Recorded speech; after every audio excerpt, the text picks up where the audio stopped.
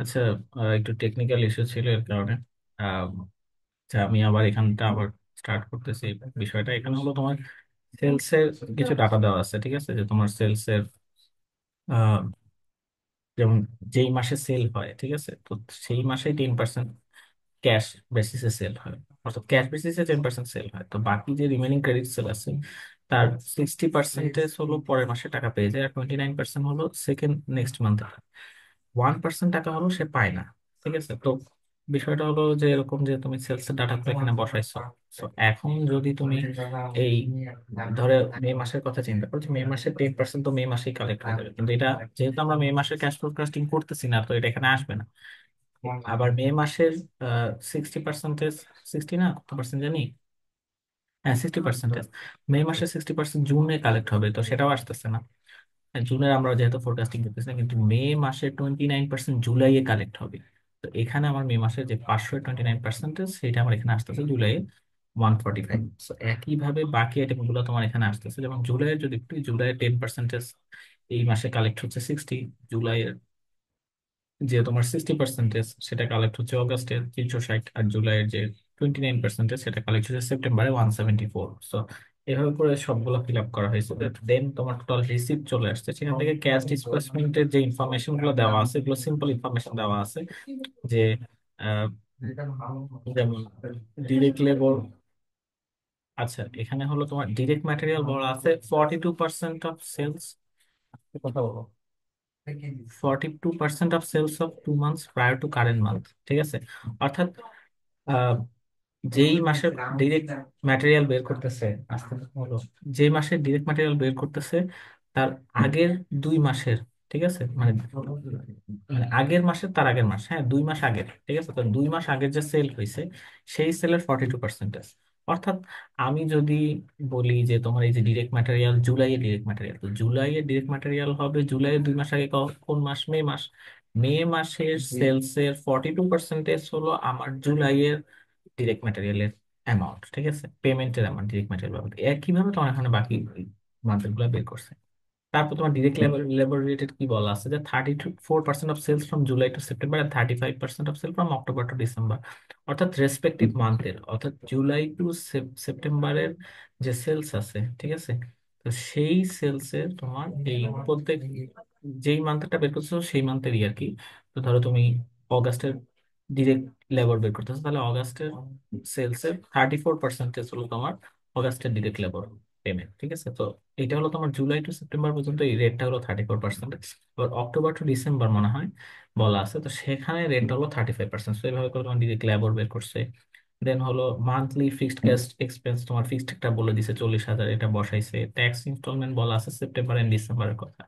আচ্ছা, direct material একটু trick কি করতে পারে স্যার, ঠিক আছে, কি ট্রিকি করতে পারে, সেক্ষেত্রে বলছে যে ডিরেক্ট ম্যাটেরিয়াল ধরো স্যার এরকম করে দিতে পারে যে আপনার যে করলে আপনি ভুল করবেন এরকম বলছিল, বাট করতে পারে, মানে করলে কি বলতেছে, করলে করতে পারে আর কি, যে সেটা বলছে যে মনে করেন যদি দিল যে ডিরেক্ট ম্যাটেরিয়াল, যে মনে করো এটা ডিরেক্ট ম্যাটেরিয়াল কি হচ্ছে তোমার মে মাসের 42% তোমার ডিরেক্ট ম্যাটেরিয়াল হিসেবে কালেক্ট হচ্ছে, ঠিক আছে, কিন্তু ওখানেও তোমার একটা দিয়ে দিতে পারে যে তোমার ডিরেক্ট ম্যাটেরিয়ালের মধ্যে, মানে ডিরেক্ট ম্যাটেরিয়াল পেমেন্ট করা হচ্ছে, ঠিক আছে, এর মধ্যে তোমার যে পেমেন্টটা আসতেছে এর মধ্যে হয়তো এত পার্সেন্টেজ এই মাসে পে করতেছে, এত পার্সেন্টেজ পরের মাসে পে করতেছে, এত পার্সেন্টেজ সেপ্টেম্বর মাসে পে করতেছে। তখন এভাবে যেমন ক্যাশ সেলস এর 3টা লাইন বানাইছো, যে collection first month, collection second month, তখন ডিরেক্ট ম্যাটেরিয়ালের ফার্স্ট মান্থ পেমেন্ট, যদি সেকেন্ড মান্থের কথা বলা থাকে তাহলে সেকেন্ড মান্থ পেমেন্ট, এভাবে করে তোমার করতে হবে। ঠিক আছে, সো ভ্যারিয়েশন আসতে ভ্যারিয়েশন বলতে এই ধরনের ভ্যারিয়েশন আসতে পারে। এছাড়া তোমার যেমন বলা আছে যে অনগোয়িং ক্যাপিটাল ইনভেস্টমেন্ট, কখন বলা আছে যে অগাস্ট, অক্টোবর এবং ডিসেম্বরে 90,000 টাকা করে তোমার ক্যাপিটাল ইনভেস্টমেন্ট যাবে। তাহলে এই 3টা মাস মান্থে তোমার 90,000 ভ্যালু বসাইছে, 90,000 আর কি লিখছে 90, ঠিক আছে। এখন যদি এটা এইভাবে বলতো, স্যার বলছে যে এ ক্যাপিটাল ইনভেস্টমেন্ট অফ 90,000, স্যার লাইনটা যে বলছিল আমি লাইনটা লিখছিলাম, মেইনলি লাইনটা ছিল এরকম যে,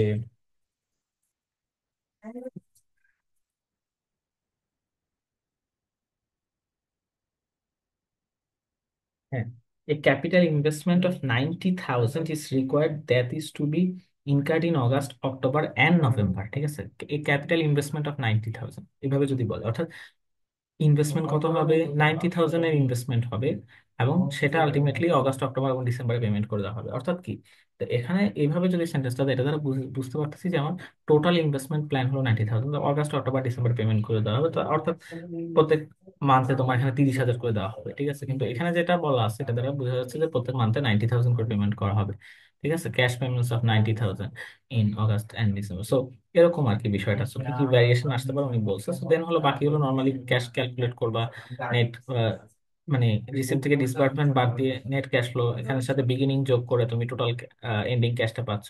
তো ডিজায়ার্ড ক্যাশ বাদ দিয়ে তুমি সারপ্লাস বা ডেফিসিট পাচ্ছ। তো এখানে দেখা যাচ্ছে তোমার এই সেপ্টেম্বর ডেফিসিট আসছে, তারপরে এই ডিসেম্বর ডেফিসিট আসছে, বাকি ইয়ার গুলোতে তোমার সারপ্লাস আসছে। সারপ্লাস এবং ডেফিসিটের ইন্টারপ্রিটেশন অলরেডি বলছি, ঠিক আছে। তো এই হলো কাহিনী আর কি, এটা। দেন হলো তোমার অ্যাগ্রিগেশন আছে, এটা তেমন কিছু নিজে পড়ে নিও। Use of cash forecast, cash forecast কেন লাগতেছে, distribution to daily cash forecast আছে। ডিস্ট্রিবিউশনের বিষয়টা কি, ডিস্ট্রিবিউশনে মানে এখানে কি দেখাচ্ছে বেসিক্যালি, ডিস্ট্রিবিউশনের শিডিউলিং এর কথা তো বলছি, ঠিক আছে।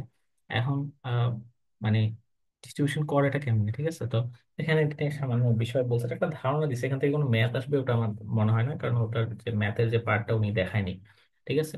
তো ওটা স্লাইডে আনেনি। এখানে হলো কি, এখানে জাস্ট একটা ধারণা দিছে যে কেমনে জিনিসটা বের করে, ঠিক আছে। তো ডিস্ট্রিবিউশন আমরা কি বলছি, যে একটা বড় ফোরকাস্ট ধরো, সে ইয়ারলি ফোরকাস্ট করছে, এখন সেটাকে মান্থলি কত আসতেছে সেটা বের করতেছে, বা মান্থলি ফোরকাস্ট করতেছে সেটা উইকে কত আসে বা ডেতে কত আসে সেটাকে কনভার্ট করে বের করতেছে, এটাকে বলা হচ্ছে তোমার ডিস্ট্রিবিউশন, ঠিক আছে। এখন এটা কেমনে করবো, এটা হলো যেমন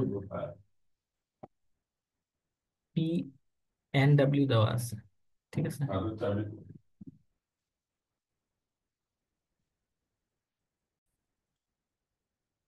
যে PNW টা বলছো তোমার, এটা হলো এটাকে জয়েন্ট প্রবাবিলিটি বলছে। সহজ ভাষায় আমি যদি বুঝাই, যে মনে করো ফোরকাস্ট করছো মান্থলি ফোরকাস্টে, ঠিক আছে। এখন তুমি জানতে চাচ্ছো কোন একটা স্পেসিফিক মান্থলি ফোরকাস্ট করছো, যে মান্থলি এত টাকা করে আমার ক্যাশ ফ্লো থাকে বা এত টাকা করে ক্যাশ পেমেন্ট দেওয়া লাগে। এখন বের করতে চাচ্ছো কোন একটা মান্থের কোন একটা স্পেসিফিক ডেতে কি পরিমাণ ক্যাশ লাগতে পারে তোমার। সো সেটা কেমনে বের করবা, ঠিক আছে। সো সেটা যদি তোমার কিছু প্রবাবিলিটি থাকে বেসড অন পাস্ট ডাটা, যে পাস্টে কিরকম হয়েছে, তো সেটার বেসিসে যদি কিছু প্রবাবিলিটি ভ্যালু তোমার কাছে থাকে, তখন তুমি বের করতে পারবা। ধরো যে তোমার যে মান্থের যে থার্ড উইকে তোমার কত হবে ক্যাশ, ঠিক আছে, ওটার যে কত পার্সেন্টেজ ক্যাশ থাকবে, ওটার যে প্রবাবিলিটি বা ওয়েট, সেটার ভ্যালু তোমার দেওয়া আছে। যে তোমার হলো ধরো আমি কি বলবো এটা তোমাকে, এটা মানে কোন একটা ভ্যালু হবে, ঠিক আছে, যে ধরো এটা 20% দেওয়া আছে, ঠিক আছে।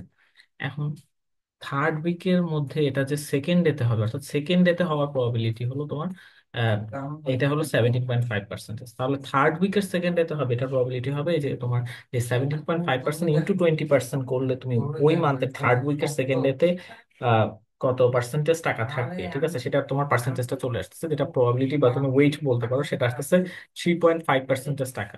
অর্থাৎ মান্থলি যদি তার 80,000 টাকা থাকে, ঠিক আছে, তো সেক্ষেত্রে তুমি 80,000-কে আহ এই যে এরকম যদি 80,000-কে যখন 0.035 দিয়ে গুণ দিবা, তখন 2,800 টাকা আসতেছে, ঠিক আছে। সো এইটা হলো তোমার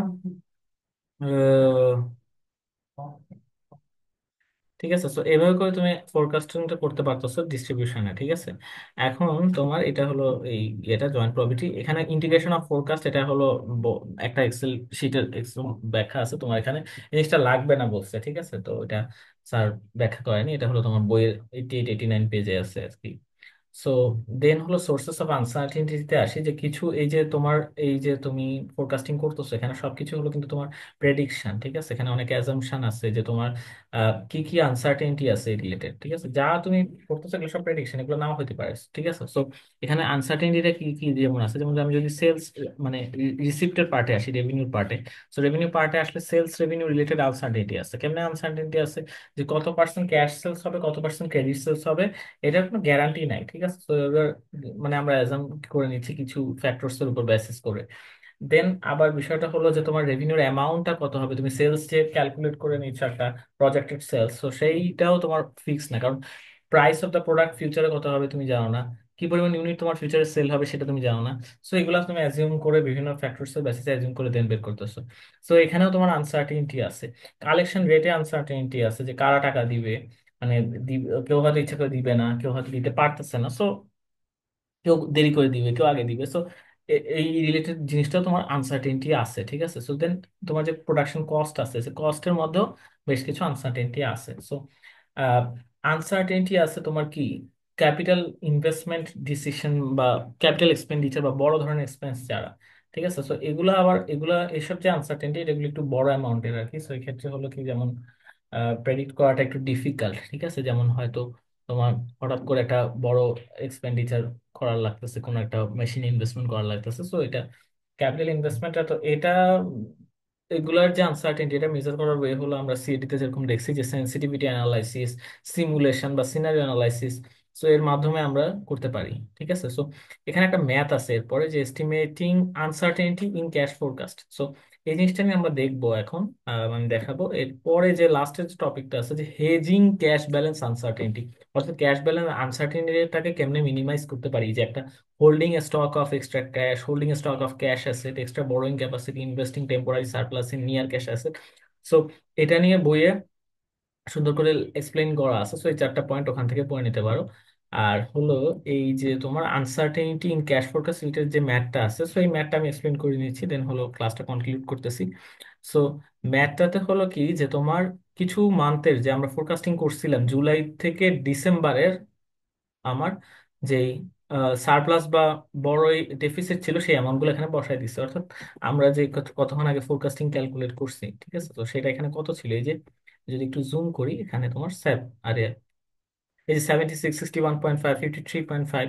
সো এখানে তোমার এই জুলাই টু ডিসেম্বর, আচ্ছা সবগুলোই নিয়ে আনছে, দেখতে মনে হচ্ছে কম বাদ দিছে কয়েকটা, যাই হোক, নাকি সব আনছে মনে হয়, ঠিক আছে।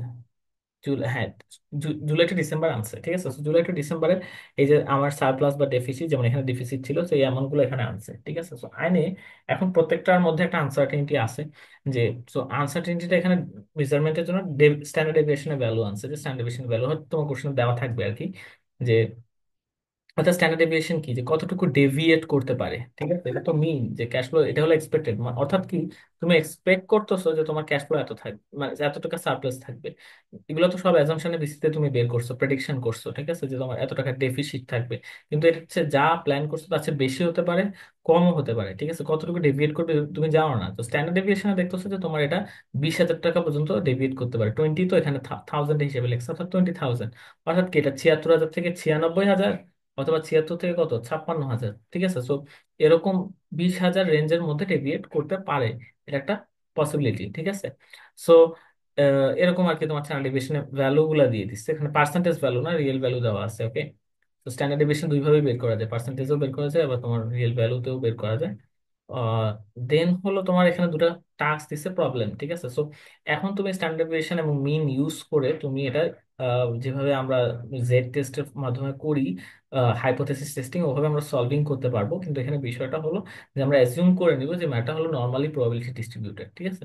সো ওরকম অ্যাজিউম করলে তখন এটা করতে পারবো, ঠিক আছে। সো এখানে কোশ্চেনটা করছে কি, কোশ্চেন হলো যেমন আমি প্রবলেম 1 নম্বরে আসি, যে এখানে তোমার জানতে চাইছে, ফর এক্সাম্পল আমি সেপ্টেম্বরের কথা বলতেছি, প্রবলেম একে খুব সম্ভবত সেপ্টেম্বর নিয়ে জানতে চাইছে, ঠিক আছে। তো সেপ্টেম্বরে আমার ডেফিসিট কত ছিল, এটা তো প্রজেক্টেড, আমার প্রজেক্টেড ডেফিসিট বলতেছে যে সেপ্টেম্বরে খুব সম্ভবত 53.5 থাউজেন্ডের ডেফিসিট আমার থাকবে, ঠিক আছে। সো আমি এখানে চাচ্ছি কি যে I want to be 95% sure that I don't have a deficit, ঠিক আছে। অর্থাৎ কি কি পরিমাণ ক্যাশ রাখলে আমার এই ডেফিসিটটা ফাইন্যান্সড হয়ে যাবে, অথবা ডেফিসিট থাকবে না, ঠিক আছে। অর্থাৎ কি আমি বুঝতে চাচ্ছি যে এই যে 53.5 ডেফিসিট, এটা তো নিশ্চিত না, ডেফিসিট তো এমন হতে পারে 60,000 হতে পারে, 70,000 হতে পারে, 90,000 হতে পারে। So you don't know how much will be you deficit, ঠিক আছে। এটা একটা প্রেডিকশন। সো এক্ষেত্রে কত টাকা রাখলে তুমি 95% সেফ থাকতেছো, ঠিক আছে। 95% তুমি শিওর হয়ে বলতে পারতেছো যে তোমার এনাফ টাকা রাখছো, অথবা কত টাকার বড়োইং বা ফাইন্যান্সিং করলে, তুমি ডেফিসিট হলে কি করবে ফাইন্যান্সিং, সো কত টাকার ফাইন্যান্সিং করলে তুমি সে এটা আলটিমেটলি তখন তোমার ডেফিসিটটা থাকতেছে না। সো এই জিনিসটা তুমি এখানে এখন ক্যালকুলেট করতে বলছে তোমার 1 নম্বর রিকোয়ারমেন্টে। সো এটা এখন কেমনে ক্যালকুলেট করছে, এটা ক্যালকুলেট করার জন্য আমাদের যে কাজটা করার লাগছে যে কত টাকা মিনিমাম আমাদের জানা লাগবে। তো তো এখানে তখন তোমার মিনিমাম বল দিলে তোমার এটা ফার্স্ট অফ অল এটা ওয়ান টেইল ম্যাথ, ঠিক আছে। টু টেইল না, টু টেইল ম্যাথ হয় তখন যখন আমরা বলি যে এই জিনিসটা কি এটা সমান নাকি সমান না, এরকম যখন বের করতে চাই তখন এটা টু টেইল ম্যাথ হয়ে যায়। ইকুয়াল অথবা নট ইকুয়ালের বিষয়টা। কিন্তু যখন আমরা জিনিসটা বের করতে চাই যে জিনিসটা এর হচ্ছে বড় কিনা ছোট কিনা, ম্যাক্সিমাম এত হতে পারবে মিনিমাম এত হতে পারবে, তখন এই জিনিসটা এটা হয়ে যায় তোমার ওয়ান টেইল ম্যাথ। ঠিক আছে, সো এটা ওয়ান টেইল ম্যাথের মধ্যে পড়ে। ওয়ান টেইল যেহেতু আমাদের দেখাইছে ওয়ান টেইলই থাকবে, হয়তো টু টেইল থাকবে না। ঠিক আছে, সো এখানে হলো তোমার প্রথমত জেড ভ্যালু বের করে নিতে হবে। তো তোমার 95% সিগনিফিকেন্স লেভেল দিয়ে দিচ্ছে, তো কনফিডেন্স লেভেল হলো 95%। ঠিক আছে, সেটার বেসিসে তোমার জেড ভ্যালুটা বের করে নিতে হবে। এক্ষেত্রে স্যার বলছে তোমার যেটা করতে পারো মুখস্থ করে নিতে পারো। ঠিক আছে, সো মুখস্থ রাখতে পারো, কারণ এখানে অল্প কিছু ভ্যালু মুখস্থ করতে হবে। সো এইটা হলো তোমার জেড এ দিয়ে, এখানে তোমার ক্যালকুলেশন করে বের করা যেতে পারে, তো ওটা দরকার নাই ওই ক্যালকুলেশন কাহিনীতে যাওয়ার। ঠিক আছে, সহজ বিষয় হলো এখানে যে টি ডিস্ট্রিবিউশনের শেষে আছে, আরো বেটার ওয়ে হলো মুখস্থ করে ফেলা, বাট টি ডিস্ট্রিবিউশনের শেষে, হ্যাঁ এই জিনিসটা দাগানো দেখতেছো কারণ আমি একবার বুঝাইছি, বাট কোনো টেকনিক্যাল কারণে মানে একটা সমস্যা হয়েছে, টেকনিক্যাল কারণে, কারণে লাস্ট পার্টটা রেকর্ড হয়নি।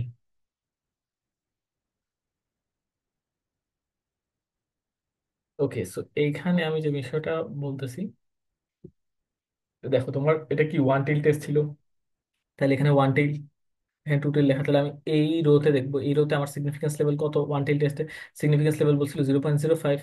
এই 0.05 বরাবর এটা আমি টি ডিস্ট্রিবিউশনের আসছি, ইনফিনিট ডিগ্রিস অফ ফ্রিডমের জন্য মান দেখবো। ঠিক আছে, তো এখন এইখানে কেন এই মান পেয়ে যাই এটা ব্যাখ্যা আমি নিজেও জানি না, বাট আমি এখান থেকে ওই যখন আমি স্ট্যাট পড়ছি তখন আমি এখান থেকে মান দেখতাম। ঠিক আছে, সো ইভেন ম্যাক্সিমাম গুলো মুখস্থই হয়ে গেছিল। এটা হলো তোমার এই যে 1.645। ঠিক আছে, 5% সিগনিফিকেন্স লেভেলের জন্য, সো 1.645 হলো তোমার জেড ভ্যালু।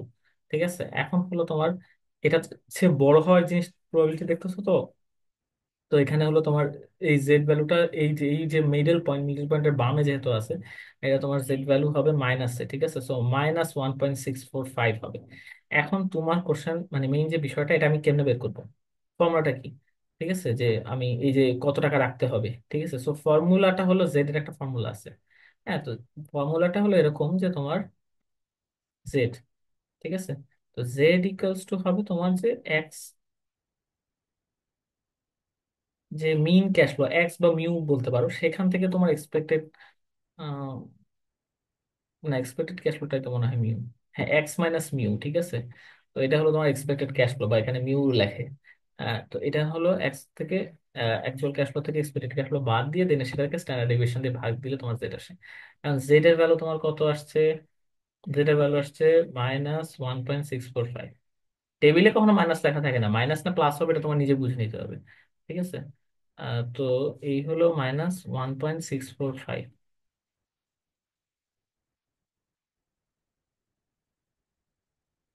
হুম, তো এখানে স্ট্যান্ডার্ড ডেভিয়েশন আমি যদি দেখি, এখানে আমি যেই মাস নিয়ে কাজ করতেছি, আমি কোন মাস নিয়ে কাজ করতেছি 53.5 এর জন্য, এখানে আমার স্ট্যান্ডার্ড ডেভিয়েশন 30, অর্থাৎ 30,000 আর কি। ঠিক আছে, আহ, তাহলে আমি যদি এখানে বসাই 30,000, ঠিক আছে, 30,000 আমি স্ট্যান্ডার্ড ডেভিয়েশনে মান বসাচ্ছি। এখন আমার যে এক্সপেক্টেড ক্যাশ ফ্লো কত আমার, মানে ডেফিসিটটা, সেটা 53,500 ডেফিসিট, তাই না? সে কিছু জিনিস বুঝতে হবে, এখানে অনেক দাগ পড়ে আছে।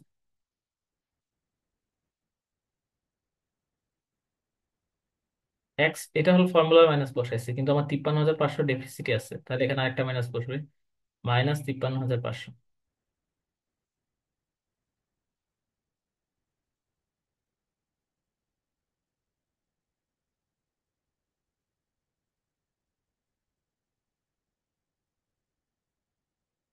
এখন এক্স এর ভ্যালুটা তুমি বের করতে হবে। এখন এই জিনিসটা যখন সলভ করবে, এক্স এর ভ্যালু যে ভ্যালুটা পাবা সেটা হলো তোমার যে 1 লক্ষ, আহ, এটা সলভ করলে যে ভ্যালুটা পাবা সেটা হলো 1,02,850। ঠিক আছে, অর্থাৎ 1,02,850 টাকা রাখলে আমি, অথবা 1,02,850 টাকা রাখলে না, এটা এভাবে বলা উচিত যে 1,02,, এখানে তো রাখার বিষয় না, এটা তো তোমার ডেফিসিট আছে। তো 1,02,850 টাকার বড়োইং যদি করো, ধার করে নিয়ে আসো যদি এত টাকা, তাহলে তুমি এই এই টাকা থাকার পর তুমি সংকটে পড়বা না, 95% শিওর থাকতে পারো। ঠিক আছে, অর্থাৎ তোমার ডেফিসিট বাড়লেও সেটা হয়তো 1,02,850-এর চেয়ে বেশি বাড়বে না। ঠিক আছে, এটা হলো তোমার মানে, এটা 95% শিওর, মানে এখানে এখনো একটা 5% চান্স আছে। ঠিক আছে, সো এইটা হলো তোমার 1 নম্বরের উত্তর। একইভাবে তোমার 2 নম্বরে করতেছে, এখন 2 নম্বরটা হলো একটু ডিফারেন্ট এই পার্সপেক্টিভে, 2 নম্বরটা করতে বলছে তোমার হলো অগাস্টের জন্য, কিন্তু পার্সপেক্টিভ ডিফারেন্ট এই পার্সপেক্টিভে। 2 নম্বরে হলো তোমার কি, এটা পজিটিভ। 61.5, ঠিক আছে, অর্থাৎ তোমার এখানে সারপ্লাস আছে, ডেফিসিট না। সো ফর্মুলাতে একইভাবে তুমি বসবা, এটা 60.1, 1.5, আর এখানে কত, 25, ঠিক আছে। তাহলে তোমার এই জায়গায়, এখানে তোমার 61.5 হয়ে যাবে, এবং কোনো মাইনাস চিহ্ন এখানে বসতেছে না, এখানে তো ফর্মুলা মাইনাস থাকতেছে, ঠিক আছে। এখানে কোনো মাইনাস বসবে না, এখানে হয়ে যাবে 61.5। হ্যাঁ, নিচে হয়ে যাবে তোমার যেই পরিমাণ স্ট্যান্ডার্ড ডেভিয়েশন কোশ্চেনে দেওয়া আছে। আচ্ছা, জেড এর ভ্যালু চেঞ্জ হয়ে যাবে। জেড এর ভ্যালু ওখানে তোমার দেখবা যে 2 নম্বর প্রবলেমে তোমার দেওয়া আছে 10% প্রবাবিলিটি, মানে ইয়ে, মানে 10% তোমার ইয়ে দেওয়া আছে সিগনিফিকেন্স লেভেল। তাহলে তোমার 10% যদি সিগনিফিকেন্স লেভেল হয়, ওয়ান টেইল টেস্টের জন্য 10% সিগনিফিকেন্ট লেভেল মানে এখানে, অর্থাৎ এটা হচ্ছে 1.282, ঠিক আছে, এটা তোমার জেড এর ভ্যালু। তো এই হলো তোমার এখানে জেড এর ভ্যালু, তুমি এখানে 1.282 বসাবা। দেন বাট স্যার 28 বসাইছে আর কি স্লাইডের অনুযায়ী, তুমি চেষ্টা করবে যদি পয়েন্ট থাকে তাহলে যতগুলো সম্ভব বসানো অ্যাকুরেট রাখা। স্যার বসাইছে বলতে গেলে, বলতে আমি বুঝেছি স্লাইডে কোনটা ইউজ করা হয়েছে আর কি।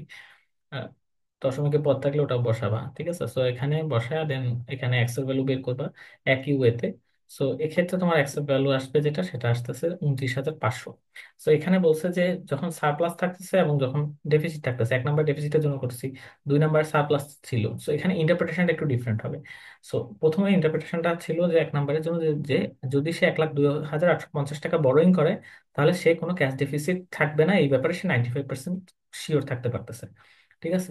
2 নম্বরে কি বলতেছে, 2 নম্বরে বলতেছে যে আহ, সে, তার কাছে তো অলরেডি সারপ্লাস আছে, তো এখানে ডেফিসিটের বিষয় না, এখানে বলতেছে যে so there is a 10% chance that the cash surplus in August will be less than 29,500। অর্থাৎ কি, 61,500 তার সারপ্লাস আছে। সো এই যে সারপ্লাসটা, এই সারপ্লাসটা যে 29,500 উপরে থাকবে, ঠিক আছে, এইটার চান্স 90%, কিন্তু 29,500 নিচে নেমে যাবে সারপ্লাসটা, এটার চান্স হলো 10%, ঠিক আছে। তো ইন্টারপ্রিটেশনটা এখানে লেখা আছে, এই জিনিসটা বুঝে এভাবে ইন্টারপ্রেট করতে হবে, ঠিক আছে। আহ এটা আর কি। তো এখানে টেইল নিয়ে টেনশন করা দরকার নেই, এটা সবসময় এখানে লেফটেই বসবে। তো জেড এর যে ভ্যালুটা আসবে ওটার আগে মাইনাস বসাই দিবা, ঠিক আছে। এই ম্যাপে ওভাবে ওদিকে টেইল আসবে না। আহ তো এটা আর কি, যাই হোক, সো আই হোপ বুঝাই দিছি। আর নাই, ঠিক আছে, সো শেষ।